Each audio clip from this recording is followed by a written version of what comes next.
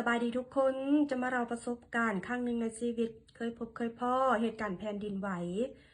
วันที่18เดือน3ปี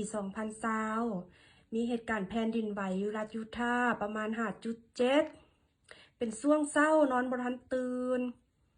เสียงแผ่นดินปีนแผ่นดินลั่นโอ้ยความหุนแหง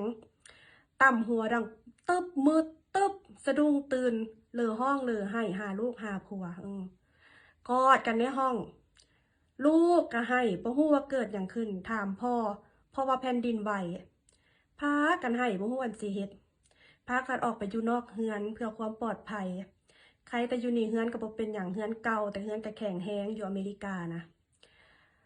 มาเบิ่งข่าวแผ่นดินไหวอยู่เมียนมาสั่นสะเทือนฮอดไทยฮอดลาว8.2 7.7ความรุนแรงถือว่าแรงหลาย7.8จุดนะความสูญเสียความเสียหายป๊าดจังไรก็เป็นกำลังใจให้ทุกคนขอให้ทุกคนปลอดภัยผู้อยู่กับสู่ต่อไปเนาะถือว่ารุนแรงหลายคนก็มีอาการแพนิควิตกกังวลและก็ย่านยังมีอาการเมาในแห้งเวียงของโลกในความสั่นสะเทือนของแผ่นดินปีนแผ่นดินลั่นเนาะจังไหนก็สู้ๆเป็นกำลังใจให้ทุกคนทุกอย่างก็ผ่านไปเนาะ